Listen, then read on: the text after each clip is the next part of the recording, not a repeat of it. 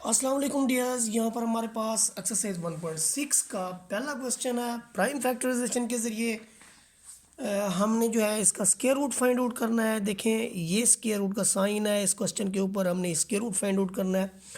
लेकिन square root का क्या तरीकाकार होता है कि जब कभी भी आपके पास एक वैल्यू होती है, यानी आपके पास एक x होता है, एक y होता है, और उसके ऊपर स्क्वायर रूट होता है, तो स्क्वायर रूट x को अलग मिलता है, y को अलग मिलता है।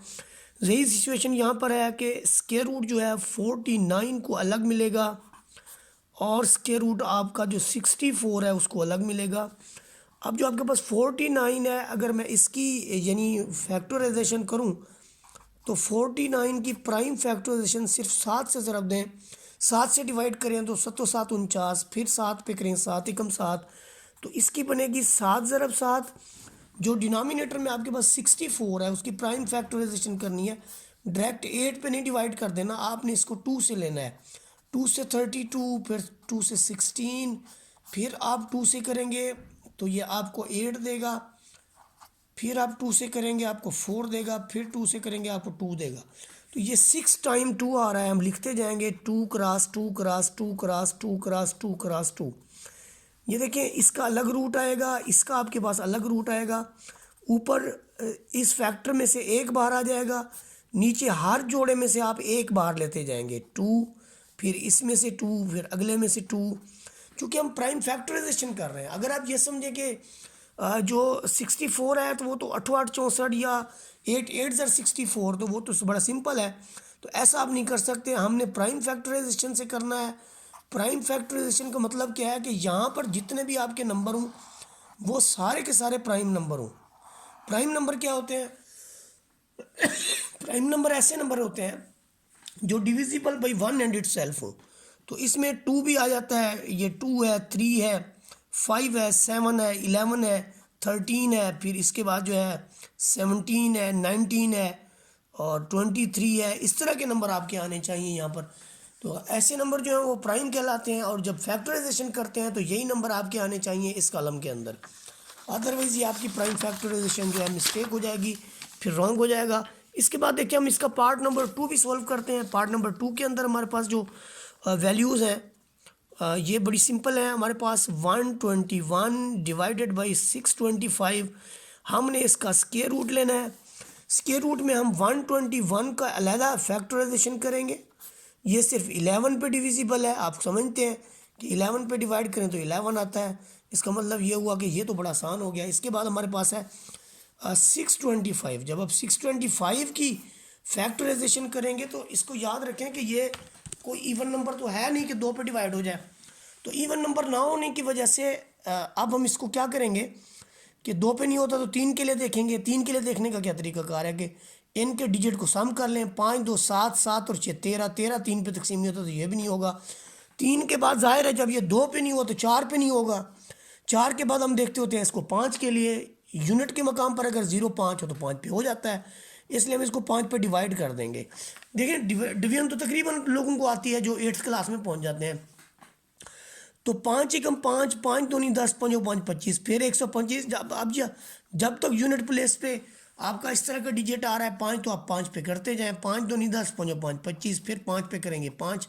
तो आपका जो नीचे वाली क्वांटिटी है, ऊपर वाली का आपको मिला है जी 11 क्रॉस 11, और डिनोमिनेटर में आपको मिला है, देखें इसकी अलग फैक्टराइजेशन करेंगे, नीचे वाली वैल्यू की अलग फैक्टराइजेशन करेंगे, और हर फैक्टर में से आप एक वैल्यू को बाहर ले लेंगे। 11 ज़रब 11 तो एक 11 बाहर आ जाएगा, फिर ये है, फिर ये है, तो 5 ज़रब 5 बाहर आ जाएगा। तो ऊपर आपके पास 11 है, नीचे आपके पास 25 है। तो ये आपके पास रिजल्ट है जी पार्ट नंबर 2 का। अब हम पार्ट नंबर 3 की तरफ देखेंगे। पार्ट नंबर 3 हम इसका नेक्स्ट पेज पे करते हैं जी। पार्ट नंबर 3 हमारे पास जो है वो है 196 डिवाइडेड बाई 441। अब देखें हम 196 की जब यानी फैक्टराइजेशन करते हैं तो चूंकि ये इवन नंबर है, 2 पे डिविजिबल है। 9 दूनी 18, 8 दूनी 16, फिर 2 पे करेंगे, 4 दूनी 8, 9 दूनी 18, फिर हम 7 पे करेंगे। जाहिर है अब ये ऑड है, और 8 जो है वो 2 पे नहीं होता, तो 2 के बाद 3 के लिए देखेंगे, 4 के लिए, 5 के लिए, 6 के लिए। याद रखें जब जो कोई डिजिट 2 पे नहीं होता तो वो 4 6 पे वैसे नहीं होगा, क्योंकि 4 और 6 वो प्राइम नहीं है, बल्कि ये तो कंपोजिट नंबर है, इनके लिए हमें देखना भी नहीं चाहिए। तो 7 पे करेंगे तो 7 7 49, 7 ही कम, आपके पास 7। अब क्या होगा जनाबे वाला इसमें कि हमारे पास जो ऊपर की वैल्यू के रिज़ल्ट हैं, यानी आप इसका स्क्वायर रूट ले रहे हैं तो स्क्वायर रूट दोनों को मिलेगा। ऊपर की वैल्यू के रिज़ल्ट हैं आपके पास 2 2 7 और 7। अब डिवीजन वाले रिज़ल्ट आप चेक करें, इसके लिए क्या क्राइटेरिया है, आप दोबारा लिखेंगे। किस वैल्यू को आप लिखेंगे, आप लिखेंगे जी अब 441। ईवन नहीं है, जब ईवन नहीं होता तो फिर 2 पे नहीं होता, जब 2 पे नहीं होता तो 3 के लिए देखते हैं। 3 के लिए देखने का तरीकाकार है कि आप 4 4 और 1 को जमा कर लें। 4 और 4 8 और 1 9, 9 3 पे तकसीम होता तो ये भी हो जाएगा। ये देखें, अब देखें कि जब आप 441 को 3 पर तकसीम करते हैं, 3 एकम 3, 1 आएगा 4 उतरेगा, 4 तिया 12, फिर 2 बचा 1 उतरा, और 7 तिया 21। तो यहाँ पर आएगा जी 130, आपको मिलेगा 137। तो इसका मतलब ये हुआ कि मज़ीद ये 3 पे तकसीम नहीं होता। ऐसे डिजिट के लिए ये देखा जाता है कि क्या ये ऐसे किसी नंबर पे तो नहीं डिवाइड होते। मसलन आप देखिए यहाँ पर 441 है। 441 का मतलब ये है कि या तो ये जो 441 है आपका आया होगा 17 ज़रब 17 से, क्योंकि 7 7 49 होता है, या फिर सॉरी इससे तो 1 नहीं आता। अब 1 जो आपका कहाँ पे आता है, वो आता है आपका 9 ज़रब 9 करने से। या तो 9 ज़रब 9 करें तो आपका आखिरी हिस्सा 1 आता है, या आप 19 ज़रब 19 करें तो तब भी आपका लास्ट डिजिट 1 आता है। आप 21 ज़रब 21 करें तो तब भी आपका लास्ट डिजिट 1 आता है। तो पहले हम इसको 19 ज़रब 19 करके देखते हैं कि इसका जो रिज़ल्ट है वो क्या आता है आपके पास। तो जब हम इसको 19 क्रॉस 19 करते हैं तो वहाँ पर जो है हमारे पास इसका जो रिज़ल्ट है, देखिए जो हमने पहले तकसीम की थी, जब हमने 3 पे किया तो 1 4 4 तिया 12 2, तो ये हमारा बना जी 137। यहाँ पर आप देखें कि हम इसको 19 से करते हैं, नम नम 81, ये 19 आप ऊपर रखें और 19 से ही ज़रब दे दें। नम नम 81, 9 एकम 9, 9 और 8 17, तो इधर आएगा 9 और इधर आएगा 1 1 6 2 261। इससे बिल्कुल नहीं होता। अब हम क्या करते हैं इसको कि अगर हम इसको 27 को 27 से मल्टीप्लाई करें और देखें 7 7 ये नहीं होता, तो हम इसका क्या करते हैं जी, 21 को 21 से ज़रब दे के देखते हैं। 21 को 21 से ज़रब दें आप, 1 एकम 1 2, फिर आपका 2 एकम 2, फिर 2 दूनी 4। इसका मतलब ये हुआ कि 441 जो है असल में 21 क्रॉस 21 है। तो 21 क्रॉस 21 है, तो इसका मतलब ये हुआ कि इसे 3 पे जो है पूरा पूरा तकसीम हो जाना चाहिए। जब एक बार आपने 3 पे तकसीम कर दिया इसको, तो ये जो 441 है, 3 एकम 3, ऊपर से आपका यहाँ से 1 बचा 4 उतरा, फिर 3 चौके 12 2 बचा और आपका 1 उतरा, 7 या 21।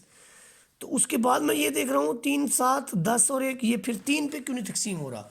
तो इसलिए हम इसको 21 पे तकसीम करेंगे तो यहाँ पर हमें 21 मिलेगा। 21 पर तकसीम करने से 21 मिलेगा, 21 एकम 21। इसका मतलब ये हुआ कि 441 असल में 21 क्रॉस 21 है। जब आप इसका लेंगे तो इस फैक्टर में आपका 2 बार आएगा, इस फैक्टर में से आपका 7 बार आएगा, नीचे आपका 21 है। तो रिज़ल्ट जो हमारे होंगे वो कुछ इस तरह से होंगे कि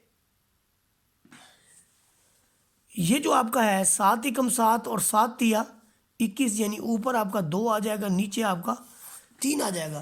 तो ये 2/3 जो है इसका रिजल्ट होगा, या दूसरे लफ्ज़ों में आप कह सकते हो कि 14/21 आएगा। अब 14/21 की जो इक्विवेलेंट फ्रैक्शन है वो आपके पास है 2/3। अब हम इसका नेक्स्ट पार्ट करते हैं। जो हमारे पास नेक्स्ट इसका पार्ट है वो क्या है जी, उसको गौर से देखें। ये हमारे पास है 1 इंटीजर 13/36। इसका क्या क्राइटेरिया होता है, इसका ये होता है कि आप पहले 1 को ज़रब दें 36 से और 13 जमा करके बटे में फिर 36 लिख लें। तो 36 से कम 36 और 13 आपके पास हो जाएंगे 49/36। आपने इसका स्क्वायर रूट, इसका स्क्वायर रूट, इसका स्क्वायर रूट लेना है। 49 आपका 7x7 है और आपका 36 जो है वैसे तो 6x6 है, लेकिन अगर आप प्राइम फैक्टर से करेंगे तो 36 की कुछ इस तरह से होंगी, 18 पे, फिर 2 पे 9, फिर 3, फिर 3, फिर 3 पे 1, तो ये 2, 2, 3 और 3 आ जाएगा जी। ये फैक्टराइजेशन में 7 का जज़र 7, यहाँ से एक 2 बार आएगा, 3 बार आएगा और आपको रिजल्ट मिल जाएगा 7/6। ये हमारा आंसर होगा। इसके बाद जो हमारे पास नेक्स्ट पार्ट है वो है 676/729। ये देखें जी, 676 डिवाइडेड बाई 729। इसका हमने रूट जो है वो फाइंड आउट करना है। देखिए जी कैसे हम इसका रूट फाइंड आउट करते हैं। जो हमारे पास है 626, तो जाहिर है ये 676 है। 2 पे करें 3, फिर 3, फिर 8, फिर 2 पे करेंगे 1, फिर 6 दूनी 12, 9 दूनी 18। अब ये 13 पे होता है, 13 आएगा, 13 1 ज़र। तो ऊपर की जो क्वांटिटी है ये आपके पास 2, 2, फिर 13, फिर 13 आ रहा है जी। और डिनोमिनेटर वाली वैल्यू आपके पास 729 है। 729 जो है ये इटसेल्फ एक कंप्लीट स्क्वायर है। ये आपका है जी 27 का, यानी आप इसको लिख सकते हो ये कंटिन्यूसली 3 पर तकसीम होगा। ये देखिए 9, 2, 11 और 7, 18। 3 पे करें 2 तिया 6, 4 तिया 12, 3 तिया 9, फिर 3 पे करें 8 तिया 1, फिर 3 पे करें 27, फिर 3 पे करें 9, फिर 3 पे करें 3, फिर 3 पे करें 2, 1। तो आपका 3 और 3 6 बार 3 आया है जी, 6 बार 3 आया है जी। इसका जज़र लेना है तो एक बार 2 ज़रब 13 और एक बार आपका 3, 3 और 3। तो रिज़ल्ट कितना आया, ऊपर 26 है, नीचे आपके पास 27 है, तो ये इसका रिज़ल्ट होगा जी। इसके बाद हमारा इसका है लास्ट पार्ट जी। जो हमारे पास लास्ट पार्ट है उसके अंदर देखें आपके पास है 12 इंटीजर, 26 और 25। यानी ये ऐसा है कि 12 12 सही 24/25। हम इसे कैसे सॉल्व करेंगे, अब पहले 12 को 25 से ज़रब देंगे और जमा करेंगे 24 और डिनोमिनेटर में फिर 25 लिख देंगे। तो देखें जो इसका रिज़ल्ट आपके पास बनता है ये बनता है जी आपके पास ऊपर 324 नीचे 25, 324 डिवाइडेड बाई 25। आपने इसका जज़र लेना था, रूट लेनी थी आपने इसकी। तो 324 जो है 2 पे होता है, 2 एकम 2, 6 दूनी 12, फिर 2, 2 पे 8 दूनी 16, 2 एकम 2, फिर ये 3 पे होता है 27, फिर 3 पे होता है 9, फिर 3 पे होता है 3, फिर 3 पे होता है 1। तो हमारे जो ऊपर के रिजल्ट हैं वो है जी 2, 2, 3 जो है वो 4 बार है। नीचे के रिजल्ट है 5 ज़रब 5। तो जज़र में से ऊपर जो है एक फैक्टर बाहर आएगा, फिर एक फैक्टर बाहर आएगा, फिर एक पेयर बाहर आएगा, नीचे एक पेयर बाहर आ जाएगा। तो ऊपर हमारे पास जो है सॉरी ये 3 2 टाइम है, तो 2 तिया 6, 6 तिया 18/5।